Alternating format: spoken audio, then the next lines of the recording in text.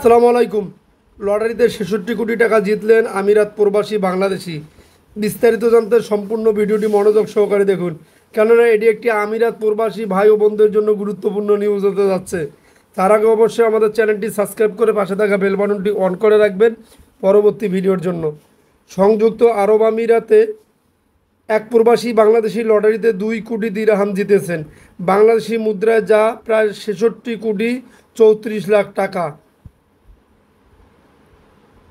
সংবাদ মাধ্যম খালিজ টাইমসের প্রতিবেদনে বলা হয়, শুক্রবার 3 অক্টোবর বিগ টিকিট আবুধাবি নামের ওই লটারি বিজয়ীদের নাম ঘোষণা করা হয়। প্রতিবেদন মতে, লটারি বিজয়ী ওই বাংলাদেশি প্রবাসীর নাম হারুন সর্দার, নূরনবী সর্দার। 34 বছর বয়সী হারুনের বিজয়ী টিকিট নম্বর 0353550। গত 14 সেপ্টেম্বর একটি লটারির টিকিট কিনেছিলেন তিনি। পেশায় ট্যাক্সি চালক এই প্রবাসী আরব আমিরাতের শারজা শহরে বসবাস করেন। শুক্রবার বিগ টিকিটের র্যাপিড ড্র অনুষ্ঠানে বিজয়ীদের নাম ঘোষণা করা হয়। এতে প্রথম পুরস্কার জেতেন হারুন। অনুষ্ঠান চলাকালে উপস্থাপক রিচার্ড ও বোসরা হারুনকে কল করে এ খবর দেন। শুনে চমকে যান তিনি। উত্তরে বেশি কিছু বলতে পারেননি, শুধু বলেন, ঠিক আছে ঠিক আছে। খালিস্তান বলছে, হারুন একাই এ লটারির অর্থ পাবেন না। তিনি মোট 11 জনের জন্য আবুধাবির বিগ টিকিট নামে পরিচিত এই লটারি কিনেছিলেন, তাই পুরস্কারের অর্থ সবার মধ্যে ভাগ হবে।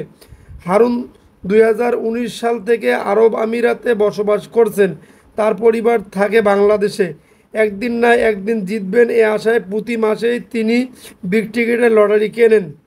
হারুন ছাড়া আরও 4 জন বিগ টিকিটের লটারি কিনে 50,000 দিরহাম, প্রায় 16,58,000 টাকা করে দিতেছেন। এ 4 জনের একজন প্রবাসী বাংলাদেশি আলী হোসাইন আলী।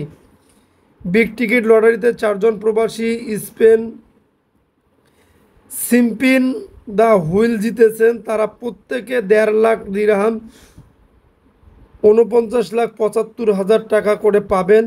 তাদের একজন বাংলাদেশি জাজরুল ইসলাম ফকির আহমেদ আল আইন শহরে বসবাসকারী এই প্রবাসী 10 জনের সঙ্গে অর্থ ভাগাভাগি করবেন। এছাড়া আরেক বাংলাদেশি মোহাম্মদ সাইফুল ইসলাম আহমেদ নবী লটারিতে একটি রেঞ্জ রোভার ভোলার গাড়ি জিতেছেন। তিনিও শারজা শহরে বসবাস করেন। যদি আপনাদের নিউজটি ভালো লেগে থাকে তাহলে অবশ্যই আমাদের চ্যানেলটি সাবস্ক্রাইব করে পাশে থাকা বেল বাটনটি অন করে রাখবেন এবং আপনার কোনো